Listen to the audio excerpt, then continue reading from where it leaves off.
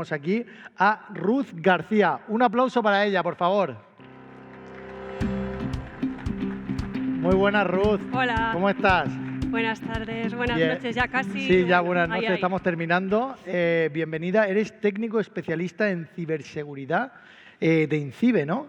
Así es. Cuéntame de qué trata tu trabajo, qué es lo que haces en el día a día. Pues básicamente mi día a día consiste en ayudar a todos los usuarios a navegar de manera segura por Internet, a todos los públicos, ciudadanos en general, y desde los servicios en los que yo trabajo pues proporcionamos muchísimas pautas, consejos, recomendaciones para prevenir fraudes y también para cómo actuar en caso pues, de haber sido víctima de uno de ellos. Están a la orden del día.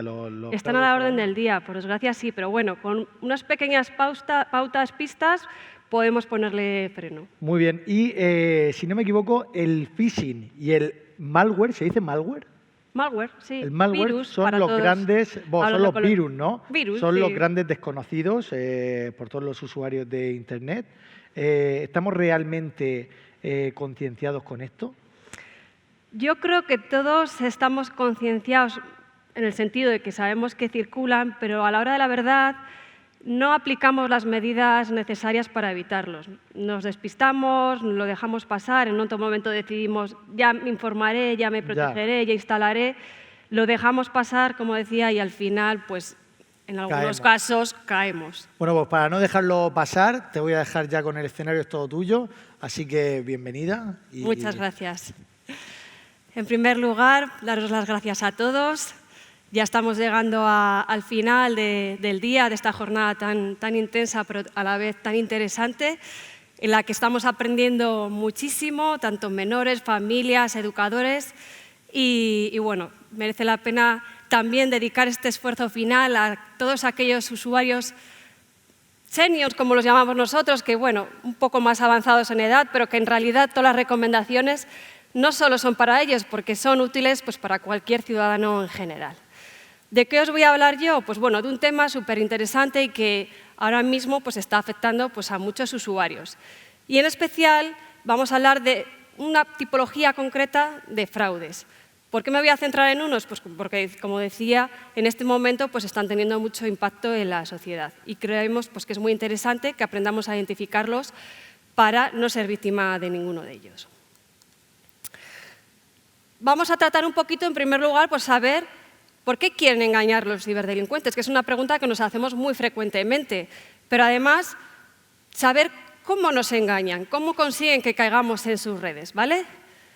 Como comentaba, pues hablaré de unos fraudes muy concretos que nos parece muy interesante que conozcáis y, por supuesto, pues os explicaremos cómo actuar en caso de haber sido víctima de alguno de ellos. Y acabaremos pues, dando unas pistas, unas ayudas donde poder localizar más información para prevenir estos riesgos, pero también para proteger nuestros dispositivos, cuentas de usuario y muchos más aspectos de ciberseguridad que todos debemos conocer. Bien, ¿por qué los ciberdelincuentes quieren engañarnos, nos quieren estafar? ¿Cuáles son sus principales intereses? Yo creo que ya muchos lo sabemos, sobre todo los que hemos sido víctimas en alguna ocasión de algún fraude en concreto en los últimos tiempos. Quieren nuestro dinero o al menos sacar un beneficio económico a consta de que nosotros seamos víctimas, ¿vale? Son beneficios económicos. ¿Y cómo tienen este beneficio económico? Bueno, pues de muchas maneras, principalmente robándonos pues, nuestros datos privados, financieros, ¿vale? Que tenemos almacenados pues, en nuestras cuentas de usuario o que nosotros utilizamos para acceder. Y bajo alguna estrategia que veremos a continuación, consiguen recopilarlos. Hay otros muchos intereses, no solo está el beneficio económico, está la desinformación, está la orden del día en las noticias, en los medios de comunicación, toda la polémica que hay sobre los tipos de contenidos que circulan en la red, si son verdaderos, si son falsos, si son bulos, si son medias verdades, ¿vale? Pues es uno de los objetivos también que tienen los ciberdelincuentes. Otros lo que quieren simplemente es superarse a sí mismos y demostrar que son capaces, por ejemplo, de hacer algo, también por cuestiones ideológicas, en algunos casos incluso también por venganza, ¿vale? Pero quedarnos sobre todo con la idea de que la mayoría de las estafas lo que van a intentar es sacar un beneficio económico. Al final no deja de ser como cualquier otro ladrón, ¿verdad?, de nuestro mundo físico. Cuando entran a las casas, me da igual que se lleven un dispositivo electrónico o que se lleven joyas. Al final, ¿qué es lo que a ellos les interesa? ¿El anillo de prometida? No, lo que quieren es sacar un beneficio económico con ese anillo. Lo venderán a quien sea para obtener ese dinero. Pues en la red pasa un poquito lo mismo, obviamente pues, salvaguardando un poco las distancias. Bien, ¿y cómo consiguen engañarnos? Esta es otra de las cuestiones muy interesantes. De alguna manera intentan manipularlos, ¿verdad? Porque si no, no somos tan tontos, no nos vamos a dejar engañar tan fácilmente. Tendrán que utilizar alguna estrategia que sea creíble para que nosotros caigamos en ese engaño. Bien, pues los ciberdelincuentes se basan principalmente en técnicas de ingeniería social. ¿Y esto qué es? Pues como decía, las estrategias que utilizan para manipularnos, para engañarnos y que nosotros acabemos haciendo las cosas que ellos nos piden para obtener ese beneficio económico. Hay muchísimas técnicas. Pues, por ejemplo, no sé si os suena, pero se dice que hay veces que buscan en las basuras, fuera de, por ejemplo, de una empresa o de sitios importantes, porque a veces tiramos a la basura cosas importantes, cartas que no hemos roto, contraseñas que hayamos escrito en un papel o documentación confidencial, ¿verdad? También hay otras técnicas que consiste en espiar, en mirar por detrás, como cuando cotilleamos y ponemos un poco la oreja a ver si nos enteramos de lo que dicen por detrás. Pues bueno, cuando vamos en el metro, en el tren, dando un paseo, estamos sentados en el cine, desbloqueamos, por ejemplo, nuestro dispositivo, puede ser que alguien esté cotilleando el PIN que estamos introduciendo. Si da la casualidad que ese PIN es el que utilizamos para acceder, por ejemplo, a algún servicio online, pues sería otra forma de acceder a nuestras cuentas para cometer estafas en nuestro nombre o para que nosotros caigamos en engaños. Pero yo os voy a hablar de unas técnicas muy utilizadas en los últimos tiempos y que os va a ser muy útil conocerlas para que las identifiquéis, ¿vale? y podáis estar protegidos, porque si recibís un engaño de estas características, pues sepáis identificarlo rápidamente, ¿vale? Solo para que os suene, al final, los nombres que os voy a mostrar dan igual. Es el nombre técnico que ponemos a estos fraudes, pero nos dan igual. Que se llamen phishing, smishing o vishing. Simplemente yo os voy a explicar en qué consiste cada uno para que cuando vosotros os encontréis delante de uno de ellos, sepáis identificarlo. Pero no obstante, sí que es interesante que os vayan sonando estos nombres porque los medios de comunicación ya los empiezan también a utilizar mucho. Así que si en algún momento en el telediario, en la radio o incluso en algún medio escrito o digital leéis fraudes de tipo phishing, fraudes de tipo smishing o vishing, vosotros ya sepáis de lo que están hablando, por lo menos que no os suene a chino. Bien, ¿el phishing qué es? Es un fraude que se materializa haciendo uso del correo electrónico. ¿Y en qué consiste? Pues consiste en que el ciberdelincuente lo que hace es enviar a los usuarios víctima un correo electrónico, pero no es un correo electrónico cualquiera. Es uno que está intentando suplantar alguna entidad o servicio muy conocido por el usuario. Hablamos de servicios suplantados como pueden ser entidades públicas, una entidad financiera o un banco, alguna red social, algún servicio como Amazon, PayPal o incluso también plataformas multimedia como Netflix o HBO, ¿vale? ¿Por qué intentan suplantar a estas entidades? No es muy difícil encontrar la respuesta. Simplemente porque son servicios muy utilizados por la mayoría de la ciudadanía y, por tanto, las probabilidades de que resulten víctimas sean mayores. Si estoy suplantando a un servicio que solo lo utilizan 3 personas, pues las probabilidades de obtener un beneficio con ese fraude son mínimas. Y los ciberdelincuentes lo que quieren al final es llevarse la mayor cantidad posible de dinero o el mayor número de volumen de usuarios afectados por el fraude, ¿vale? Esto es, al final, sentido común. Los ciberdelincuentes son listos y van a intentar que cada vez que pongan en circulación algún fraude, intenten llegar al mayor número posible de usuarios. Bien, ya sabemos que son correos electrónicos que suplantan a los usuarios. ¿Y cuál es el objetivo? ¿En qué consiste al final este fraude? Bueno, pues en esos correos que están suplantando a la entidad utilizando pues, los logos, la firma de, por ejemplo, el CEO, el director de la empresa. Bueno, pues en algún momento dado siempre utilizan alguna excusa, como meternos miedo o crearnos alarma con alguna situación concreta, para que dos posibilidades. Una, que acabemos accediendo a un enlace que nos lleva a una página web fraudulenta, o dos, que nos envíen un fichero adjunto, que puede ser un documento, una factura o lo que ellos nos digan que es, para que lo descarguemos en nuestro dispositivo, de tal forma pues, que acabamos o infectando nuestro ordenador o instalando una aplicación maliciosa en nuestro dispositivo móvil. Vale, pues ya sabemos algo más. Sabemos que son correos electrónicos que suplantan a entidades conocidas y que además intentan que accedamos o a una página fraudulenta o nos descarguemos un fichero malicioso. ¿Cómo sabemos que estamos ante una página fraudulenta? Bueno, eso lo vamos a ver a continuación. Va a haber una serie de pistas que nosotros tendremos que revisar muy bien antes de hacer clic, o en el caso de haber hecho clic, antes de facilitar cualquier tipo de información, tendremos que revisar. ¿Vale? ¿Por qué? Porque esa página fraudulenta, aunque a simple vista para nosotros parezca la legítima o que sea exactamente igual al servicio al que estamos accediendo, en realidad es una réplica o una imitación muy lograda, muy conseguida, pero que si nosotros metemos nuestro nombre de usuario y contraseña, estamos dando directamente a las manos del ciberdelincuente nuestros datos privados. Nombre de usuario, contraseña, clave de firma, nombre, apellidos, localización, cualquier dato que nos estén requiriendo. ¿De acuerdo? Entonces, tengamos en cuenta que el phishing consiste en eso. El smishing, bueno, pues al final es una técnica muy similar al phishing. ¿Cuál es la principal diferencia? Pues que en lugar de ser un correo electrónico estamos hablando de un SMS fraudulento, ¿vale?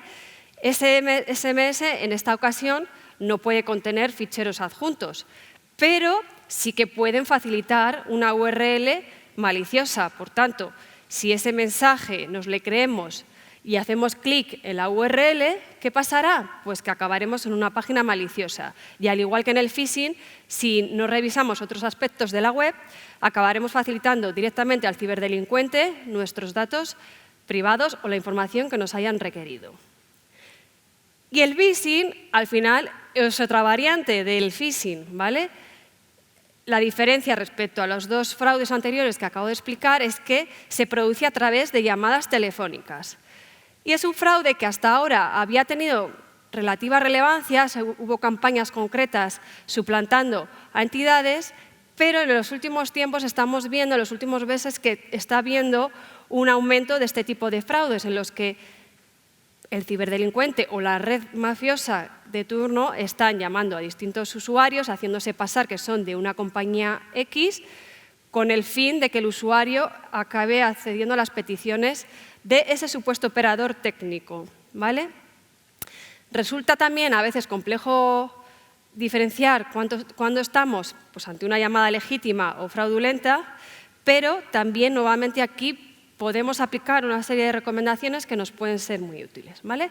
Por tanto, estos tres fraudes que os acabo de comentar es importantísimo que los interioricéis bien y que sepáis muy bien cómo funcionan.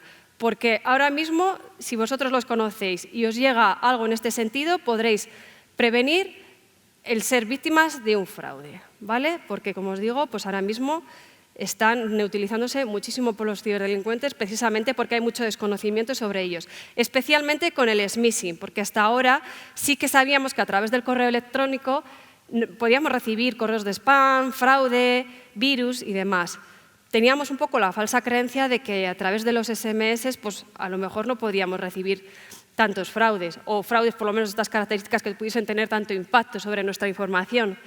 Pero los ciberdelincuentes, que son muy listos, se están adaptando a los nuevos medios, a los nuevos canales que utilizamos los usuarios, que ahora ¿cuáles son? Pues principalmente los dispositivos móviles, nos da igual que smartphone, teléfono más convencional o una tablet, ¿vale? Y es lo que usamos principalmente en nuestro día a día. Es lo que tenemos al alcance de la mano constantemente y lo que más tiempo empleamos en nuestro día a día fuera de lo que podría ser pues, nuestras jornadas laborales de todos aquellos pues, que usen el ordenador para trabajar, ¿vale? Por tanto, pues, que los conozcáis bien.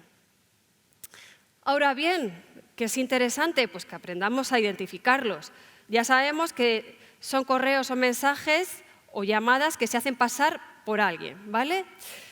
En el caso de los correos o de los mensajes, es común que este tipo de mensajes fraudulentos pues, no se dirijan por nuestro nombre, es decir, como intentan llegar a muchísimos usuarios, ese correo malicioso, ese mensaje, lo reenvían a una base de datos que tenga el ciberdelincuente de un volumen muy elevado de registros, pues para acertar que está llegando a un usuario, pues no pone hola menganito o hola pepito, va con textos un poco más genéricos, ¿de acuerdo?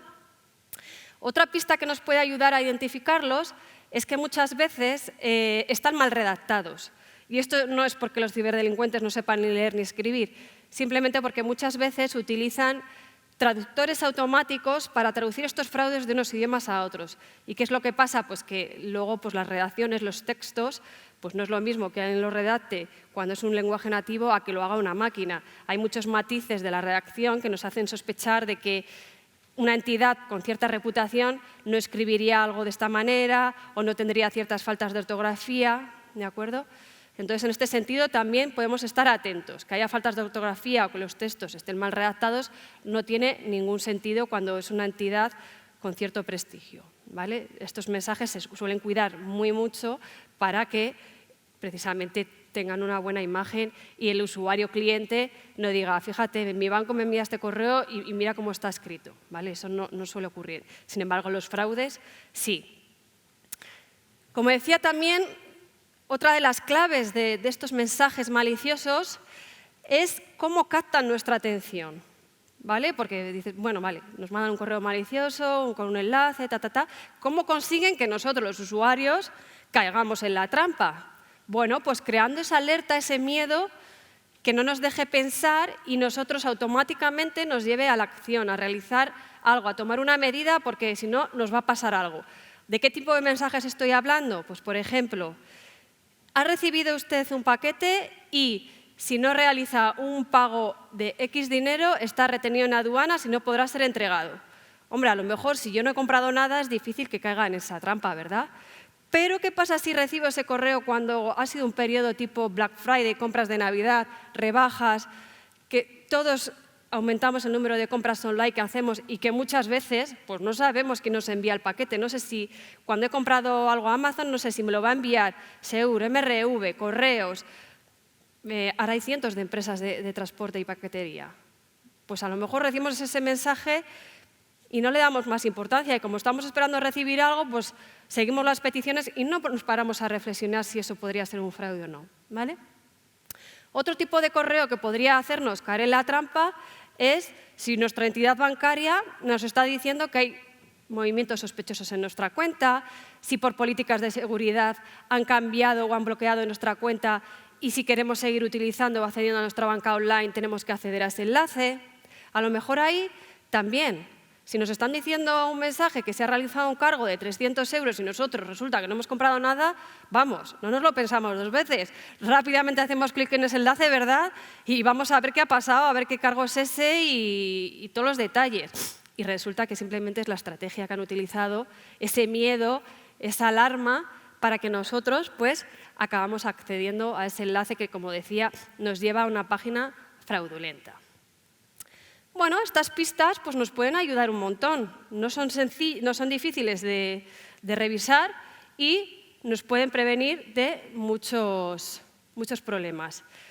Y otra de las pistas definitivas, ¿de acuerdo? Revisar bien la URL. Generalmente los SMS son URLs que vienen acortadas y es a veces complicado comprobar a qué sitio web real nos va a llevar.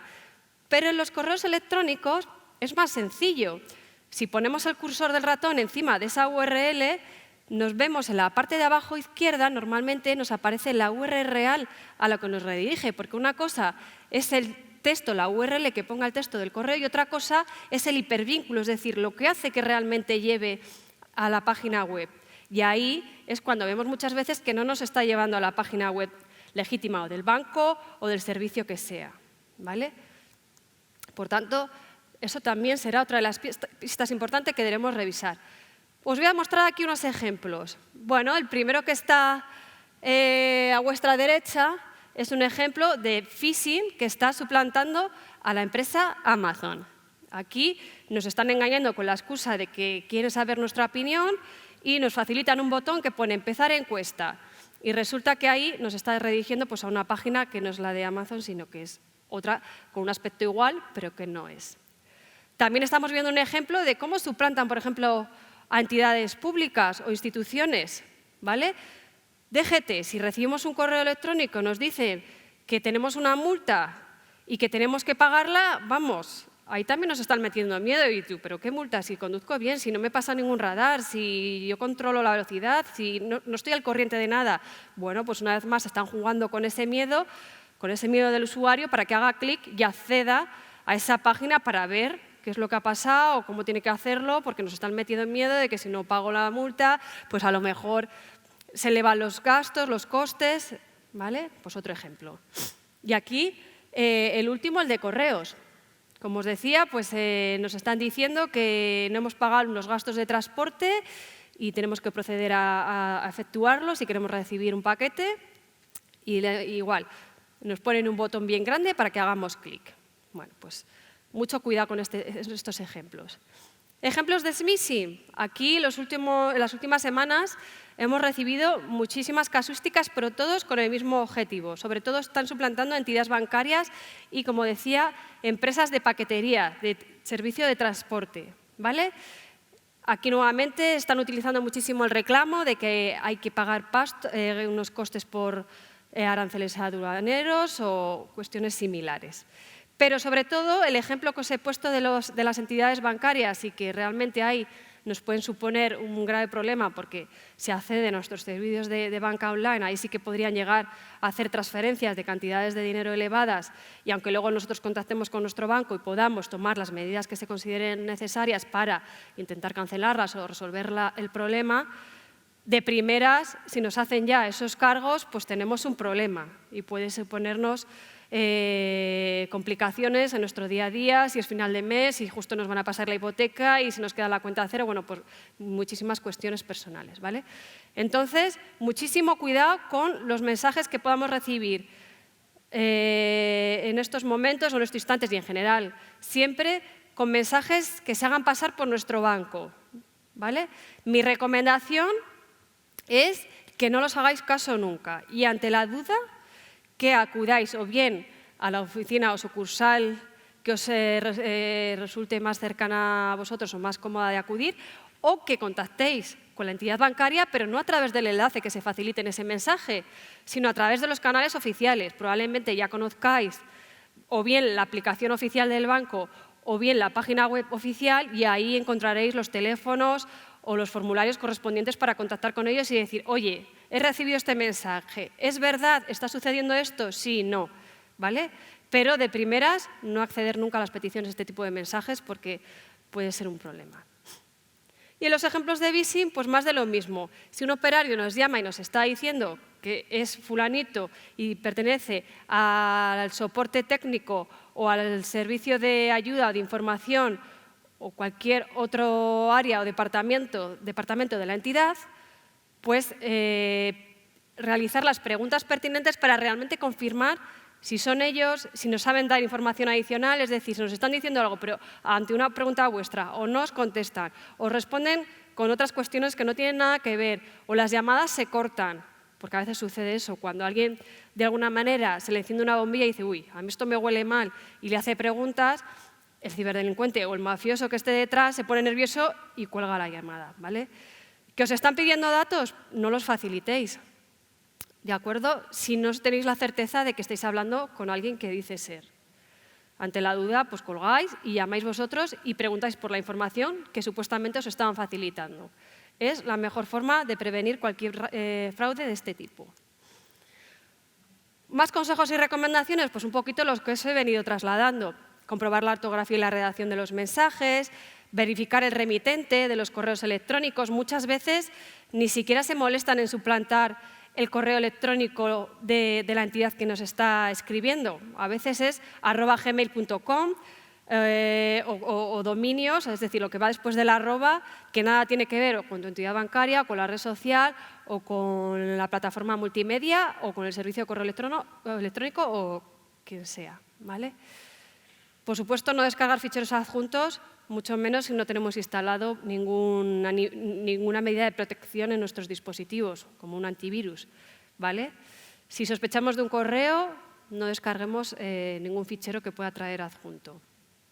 Y con el SMISIN y VSIN, pues un poquito más, revisar las URLs, ¿vale? Para comprobar si hemos hecho clic, si realmente es la página legítima de la entidad bancaria, por ejemplo, o han colado, si es tubanco.com, han colado caracteres delante y detrás de la URL o incluso entre medias, que sea banco5.com o cosas así. Hay veces que juegan con URLs que son muy parecidas precisamente para que los usuarios pues caigan más fácilmente en el engaño. No se fijen en la URL o que de primera les parezca que es igual o similar, pero que en realidad pues, es la fraudulenta.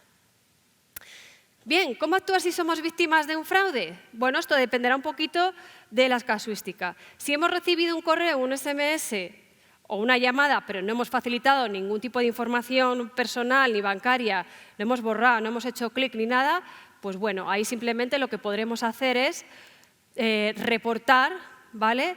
Esa URL, ese mensaje o ese email, por ejemplo, a incidencias@incibecert.es, que nos encargamos, nuestros técnicos, bueno, hay un equipo especializado que se encarga de hacer las gestiones oportunas para que esas páginas fraudulentas dejen de estar activas, por ejemplo.